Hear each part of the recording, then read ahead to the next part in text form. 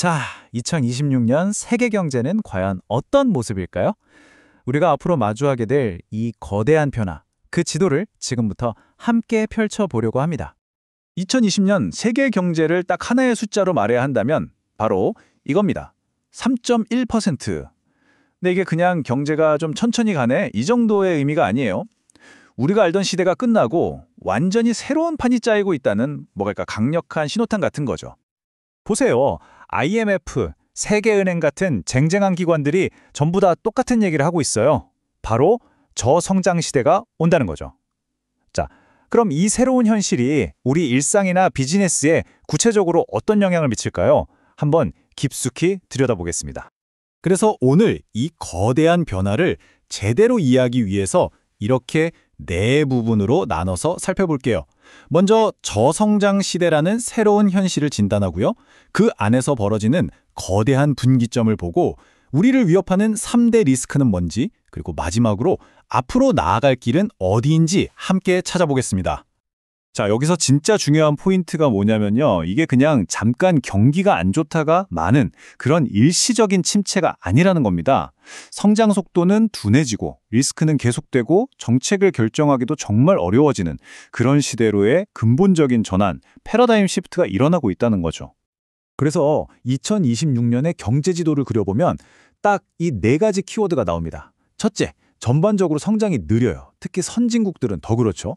둘째, 잘 나가는 나라와 그렇지 않은 나라의 격차가 확 벌어집니다. 브릭스가 새로운 성장 엔진으로 떠오르고요.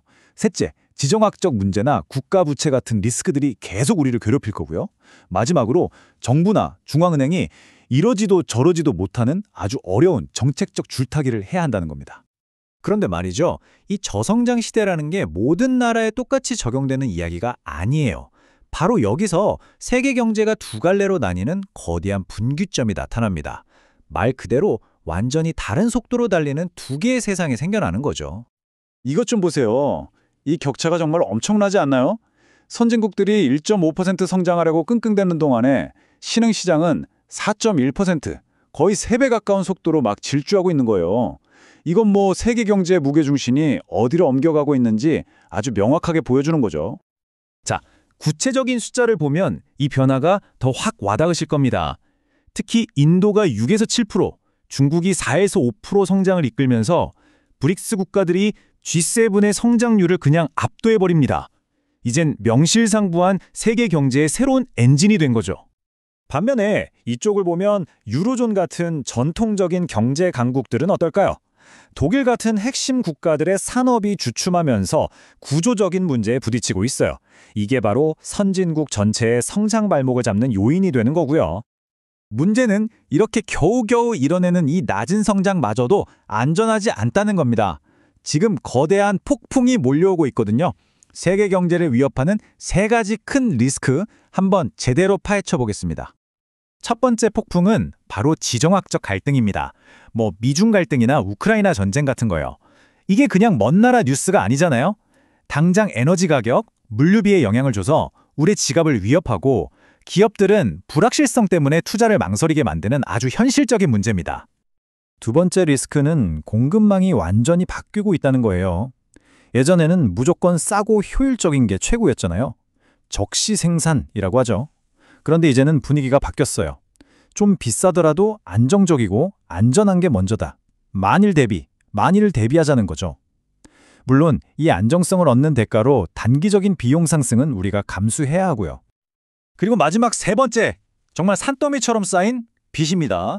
지난 몇 년간 위기를 넘기려고 각국 정부들이 돈을 엄청나게 풀었잖아요. 그 결과가 바로 이 사상 최고 수준의 국가 부채입니다. 이게 왜 문제냐면요. 나중에 또 다른 위기가 닥쳤을 때 정부가 쓸 수 있는 카드라 별로 없다는 뜻이거든요. 자, 그럼 이런 어려운 상황에서 우리는 도대체 어떻게 길을 찾아야 할까요? 리스크는 최대한 피하면서 기회를 잡을 수 있는 구체적인 전략들 지금부터 한번 살펴보겠습니다. 결국 이건 리스크와 기회 사이의 줄타기라고 할 수 있어요. 한쪽에는 지정학적 충격이나 인플레이션 같은 위험이 도사리고 있지만 다른 한쪽에는 AI 기술의 발전이나 안정된 공급망 같은 엄청난 기회도 있거든요. 핵심은 저런 리스크는 잘 관리하면서 AI 같은 기회를 어떻게 우리 편으로 만드느냐에 달려있겠죠.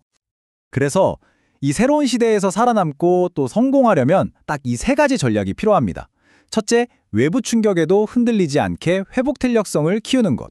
둘째, AI나 친환경 기술처럼 미래를 위한 곳에 전략적으로 투자하는 것. 그리고 셋째, 정부든 기업이든 허리띠를 졸라매고 재정 규율을 지키는 것. 이 세 가지가 핵심입니다. 자, 이제 마지막 질문입니다. 이런 거대한 세계 경제의 흐름 속에서 과연 여러분이 살고 있는 나라, 그리고 우리가 속한 공동체는 어디에, 무엇을 위해 투자하기로 선택할까요? 이건 정말 우리 모두의 미래가 걸린 중대한 질문이 아닐 수 없습니다. 네, 오늘 2026년의 복잡한 세계 경제 전망을 저와 함께 쭉 훑어보셨는데요. 오늘 나눈 이야기들이 이 거대한 변화의 흐름 속에서 여러분 각자의 기회를 찾는데 조금이나마 도움이 되었으면 좋겠습니다. 함께 해주셔서 감사합니다.